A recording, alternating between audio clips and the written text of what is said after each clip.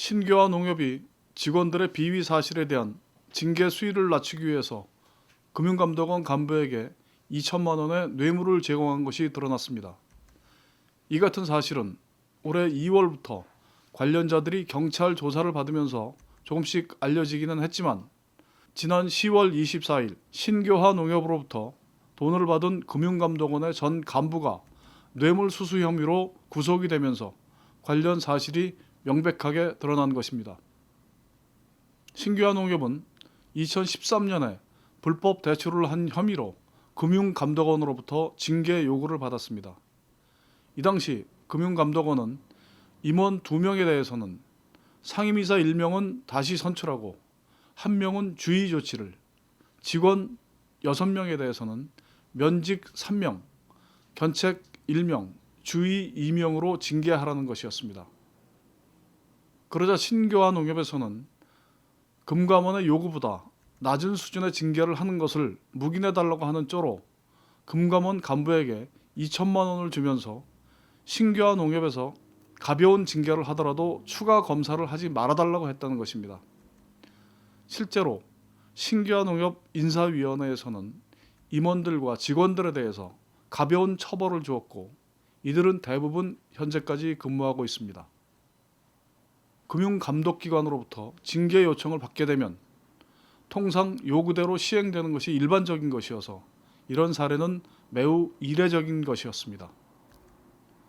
금감원이 감사를 했던 당시에 금천농협도 비슷한 사안으로 문제가 드러나서 상임이사와 직원이 퇴사를 했던 것과는 매우 다른 양상입니다.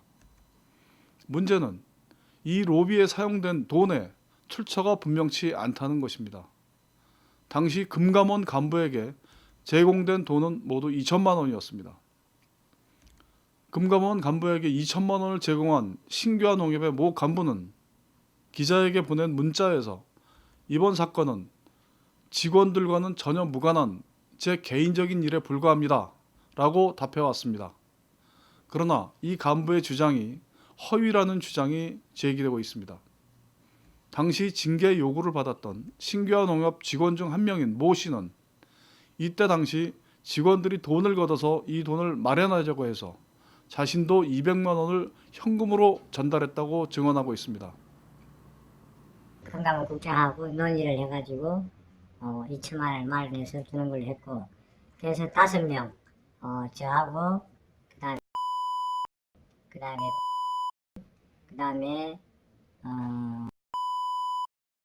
그다음에 죽은 이렇게 5명이 200만 원씩 내서 1,000만 원을 준비하고, 그리고 관련된 직원 중에 한 명인 다른 직원에게도 돈을 요구해서 거절했다는 증언도 역시 있습니다. 그런데 관련된 직원 5명이 마련한 돈은 1,000만 원으로 알려지고 있습니다. 그렇다면 나머지 1,000만 원이 어떻게 마련된 것인지가 분명치 않습니다. 당시 돈을 분담했던 신교화 농협의 간부는 모 기획상무가 1,000만 원은 내가 만들어놨다라고 전하며 그 사람이 그럴 만한 이유가 없었다고 증언하고 있습니다. 저한테 그러니까 자기가 알아서 나머지는 준비했다고 그랬으니까. 이런 의혹에 대해서 신교화 농협과 관련자들은 분명하게 답을 해야 할 것입니다. 그럼에도 신교화 농협 측은 기자의 취재에 현재까지 명확한 답을 하고 있지 않습니다.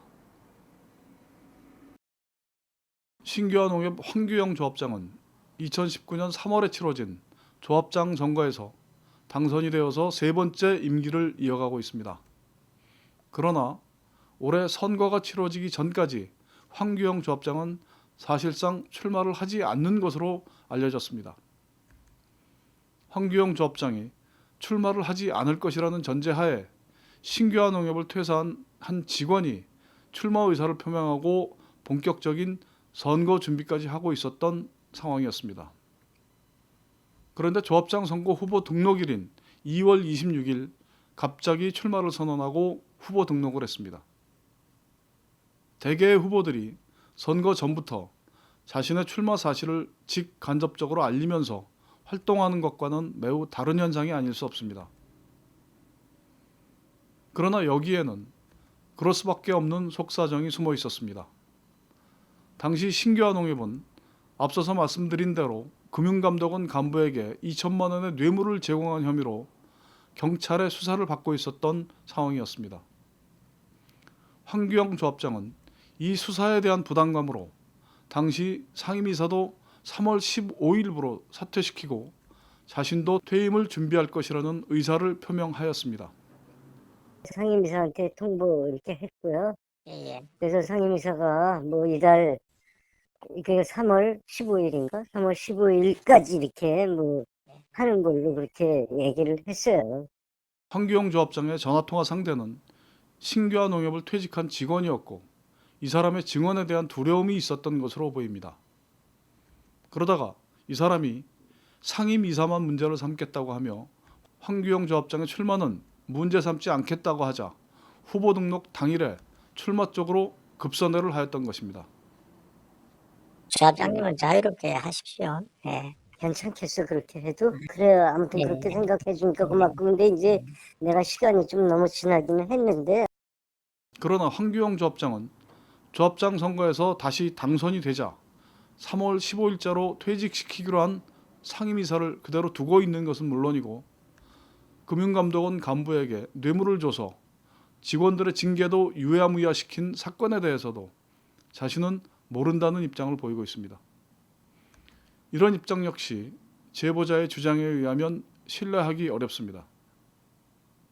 예, 그 과정에서 조합장이나 상임이사 또 관련되는 직원들이 사전에 공문을 해가지고 금감원 국장한테 2천만 원을 주는 걸로 그렇게 계획을 세우고 조합장실에서 그런 내용을 논의를 하고 그 다음에 그 자리에서 조합장이 금감원 국장과 거기에 대한 대책을 어떻게 했으면 좋을지 100번을 양보해서 황규영 조합장이 금감원 간부에 대한 뇌물 제공에 대해서 그때 당시 알지 못했다고 하더라도 제공한 사실이 명백히 드러난 지금의 상황에서도 직원들의 비위 사실을 눈 감고 있는 것을 조합원들이나 시민들은 어떻게 이해할까요?